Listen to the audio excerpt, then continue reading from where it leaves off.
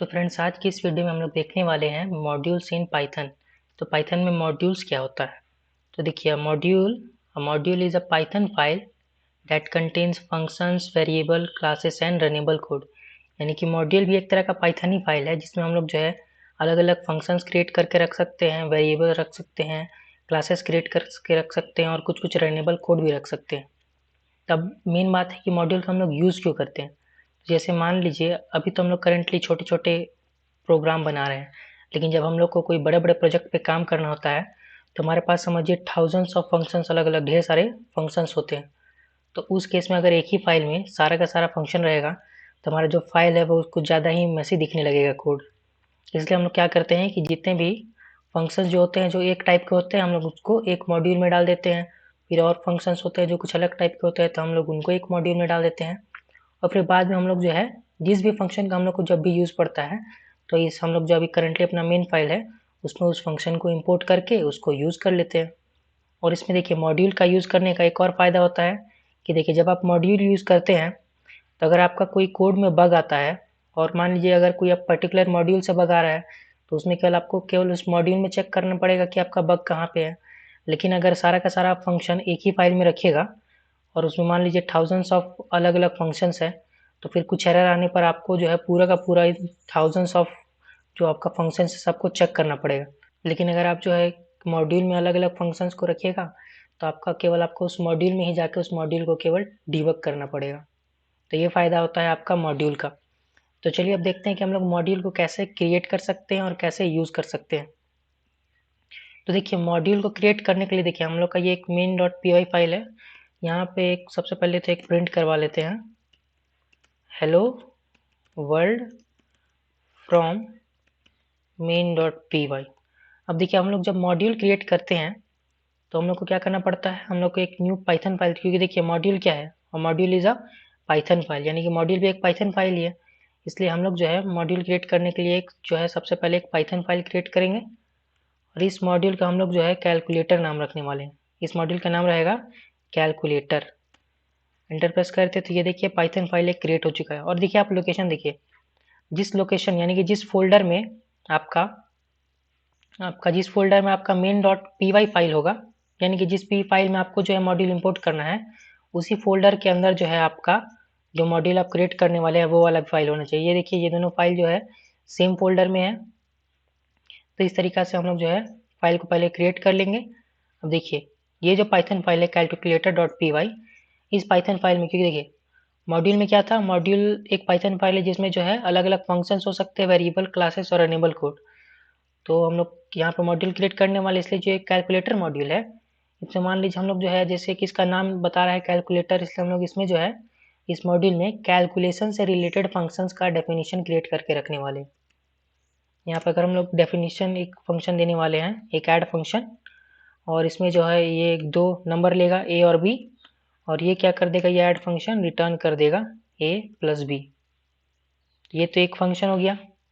और फिर हम लोग चाहे तो इसमें देखिए क्योंकि ये भी एक अभी करंटली ये भी एक पाइथन फाइल ही है जिसमें हम लोग जो है कुछ भी फंक्शन का डेफिनेशन दे सकते हैं, वेरिएबल दे सकते हैं, कुछ भी दे सकते हैं। मान लीजिए यहाँ पर हम लोग जो है लिस्ट भी क्रिएट कर सकते हैं। यहाँ पे लिस्ट में डाल देते हैं एप्पल और एक आइटम डाल देते हैं बनाना। और फिर हम लोग और एक फंक्शन क्रिएट कर लेते हैं और दो तीन फंक्शन हम लोग क्रिएट करने वाले हैं। यहाँ पे एक फंक्शन क्रिएट कर लेते हैं सबट्रैक्ट, और इस फंक्शन में भी ए और बी लेने वाला है ये नंबर।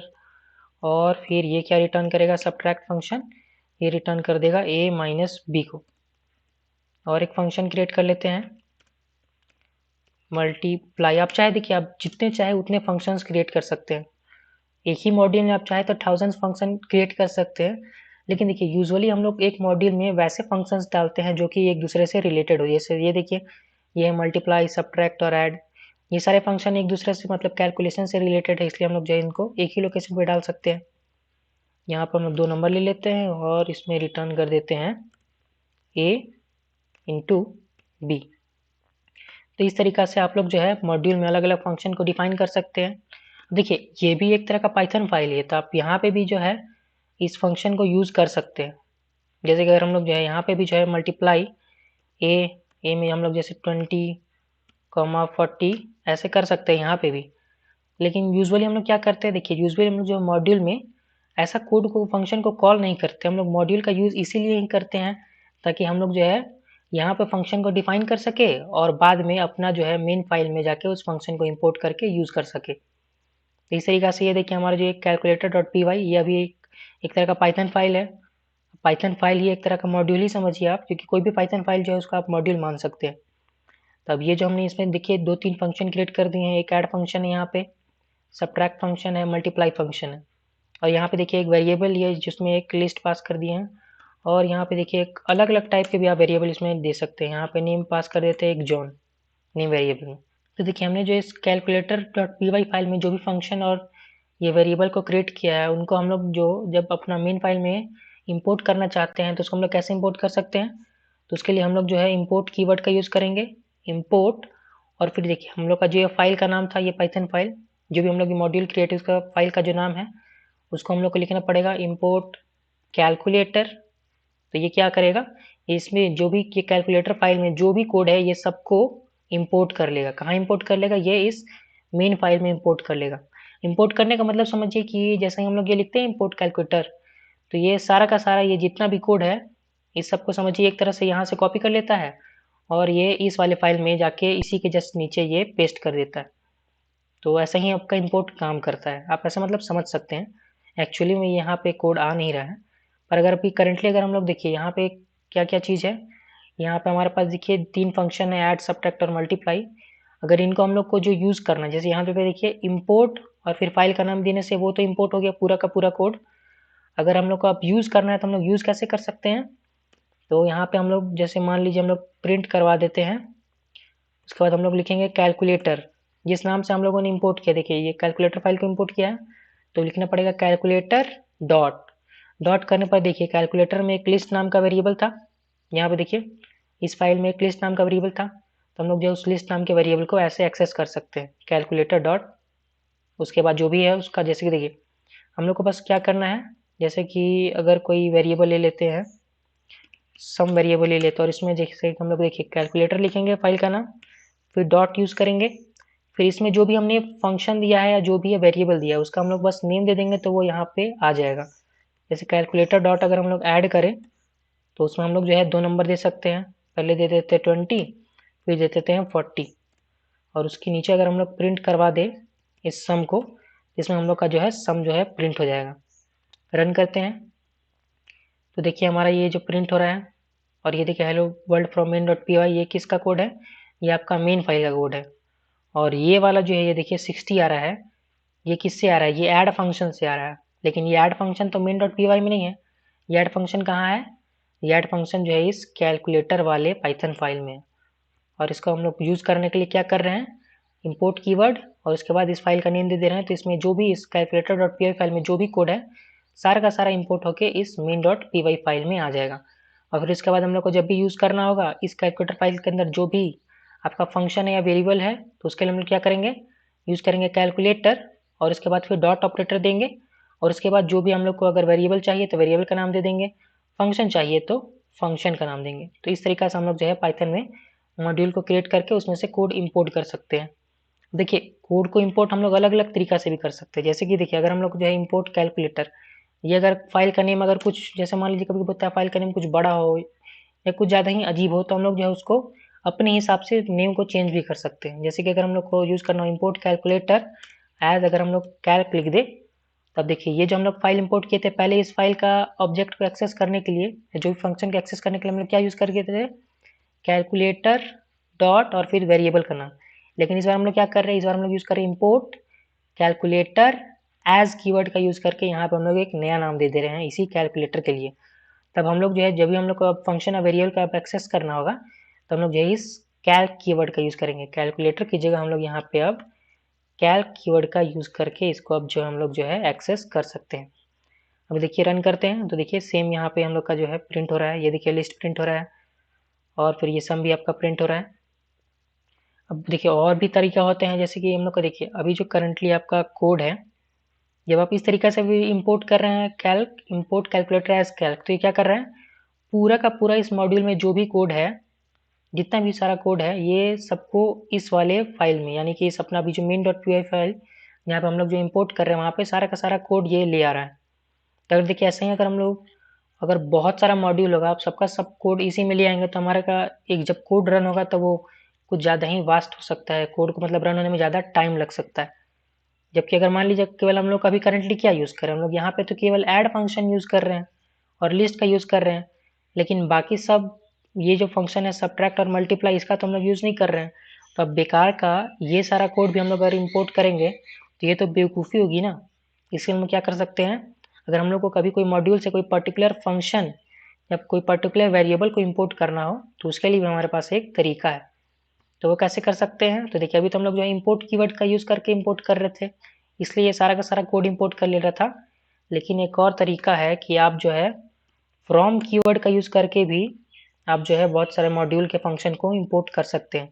तो सबसे पहले लिखना होगा हम लोग को फ्रॉम कीवर्ड, उसके बाद जो है आपका फाइल का नेम, जैसे हम लोग इम्पोर्ट के साथ देते थे फाइल का नेम, तो फ्रॉम कैलकुलेटर, और उसके बाद हम लोग लिखेंगे इम्पोर्ट। अब जो फंक्शन को हम लोग इम्पोर्ट करना है या जो वेरिएबल को इम्पोर्ट करना है उसका नेम दे देते हैं। सबसे पहले देखिए फ्रॉम कीवर्ड, फिर फाइल का नेम यानी कि इस फाइल से हम लोग को इम्पोर्ट करना है, और फिर उसके बाद इम्पोर्ट कीवर्ड, और उसके बाद हम लोग को जो भी चीज़ इम्पोर्ट करना है उसका नाम। जैसे कि अगर हम लोग को ऐड फंक्शन इम्पोर्ट करना है तो उसका नाम दे देंगे, अगर हम लोग को मान लीजिए लिस्ट को इम्पोर्ट करना है तो लिस्ट का नाम दे देंगे। और फिर अब देखिए अभी जो हम लोग क्या कर रहे हैं, इम्पोर्ट कर रहे हैं ऐड और लिस्ट को, कहाँ से, फ्रॉम कैलकुलेटर वाले फाइल से। यहाँ पे देखिए इसका नेम दे रहे हैं, और ये फंक्शन जो है ऐड, इसमें केवल फंक्शन का नेम दे रहे हैं, ना कि हम लोग यहाँ पे देखिए फंक्शन का नेम देके यहाँ पे हम लोग जो है पैरेंथेसिस का यूज़ नहीं करें, केवल आपको यहाँ पे फंक्शन या वेरिएबल जो भी है उसका नेम देना है। अभी देखिए अभी करेंटली अब हम लोग जब इसको यूज़ करना चाहेंगे तो हम लोग कैसे यूज़ कर सकते हैं, अगर यहाँ पे हम लोग जो है प्रिंट करवाए, अब हम लोग डायरेक्टली जो है इसी नेम से इस फंक्शन को यूज़ कर सकते हैं।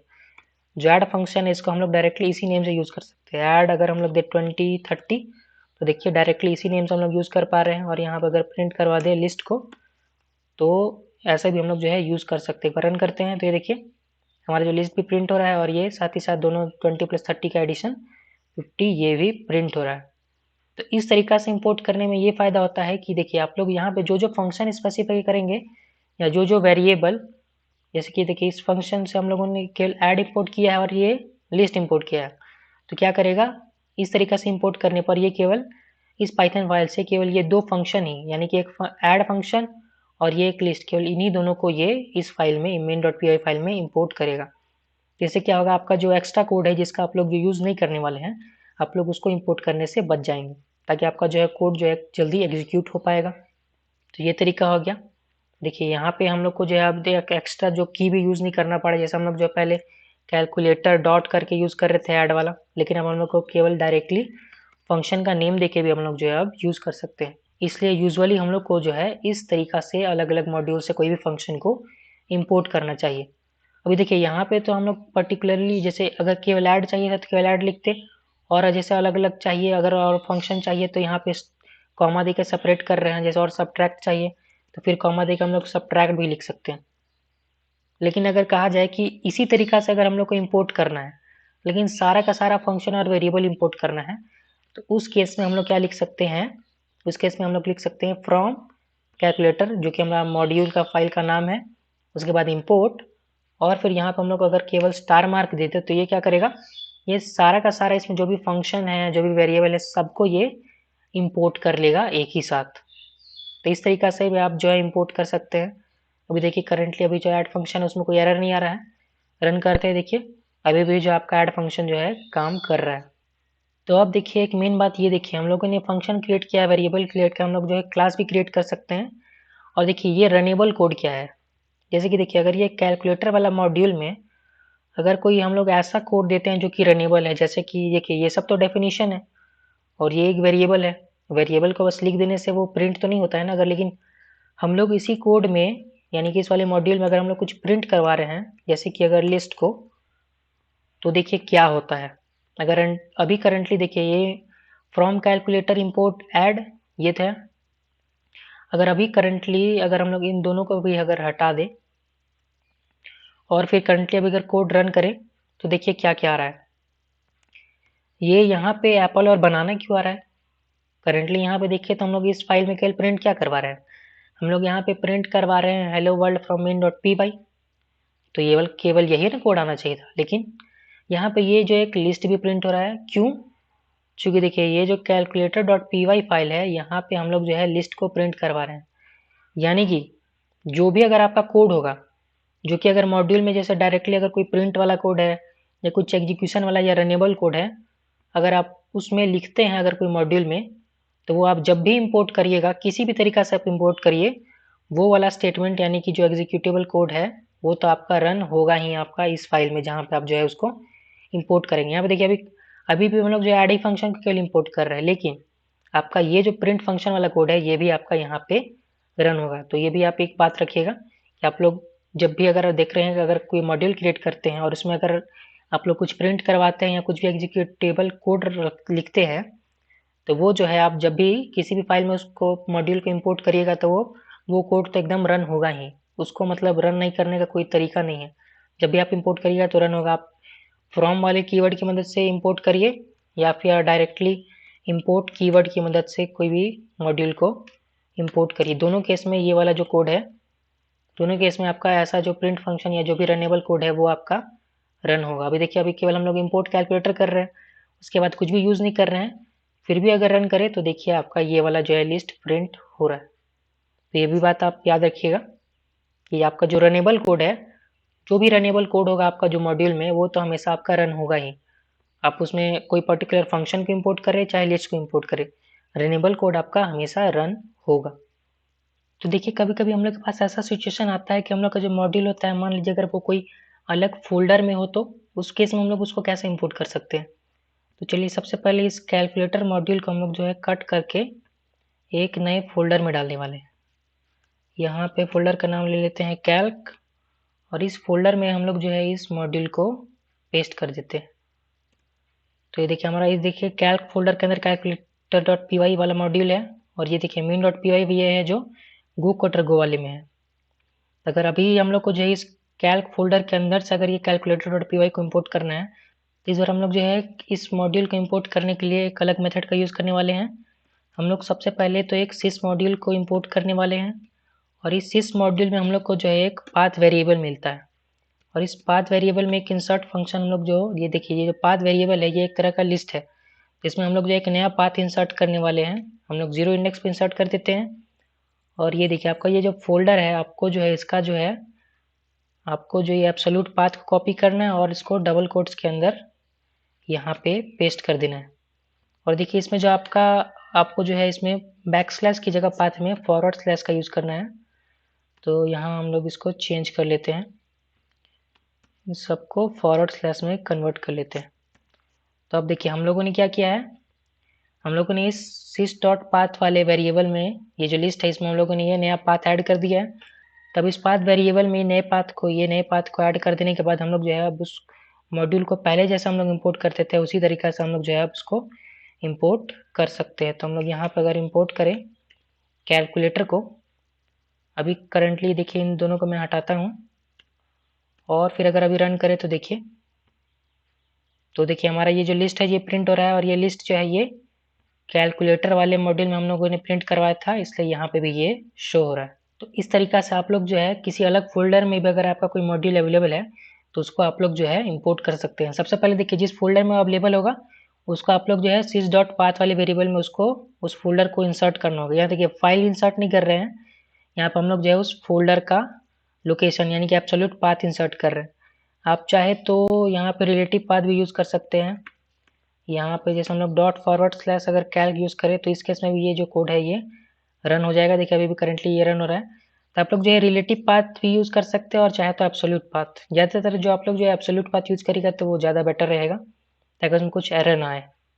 तो आज की इस वीडियो में हम लोगों ने देखा कि कैसे हम लोग जो है मॉड्यूल्स को क्रिएट कर सकते हैं, मॉड्यूल में नए-नए फंक्शन डाल सकते हैं, और फिर हमने ये भी देखा कि हम लोग कैसे अलग-अलग मेथड्स की मदद से किसी भी मॉड्यूल को इंपोर्ट कर सकते हैं, या फिर कोई मॉड्यूल का कोई पर्टिकुलर फंक्शन को इंपोर्ट कर सकते हैं, या कोई वेरिएबल को इंपोर्ट कर सकते हैं। साथ ही साथ हमने ये भी देखा कि अगर हमारा जो मॉड्यूल है अगर वो कोई अलग फोल्डर में अवेलेबल हो तो हम लोग उसको कैसे इंपोर्ट कर सकते हैं। तो आज की इस वीडियो में इतना ही। अगली वीडियो में हम लोग देखेंगे कि पाइथन में हम लोग फाइल हैंडलिंग कैसे करते हैं। तब तक के लिए keep learning and keep coding.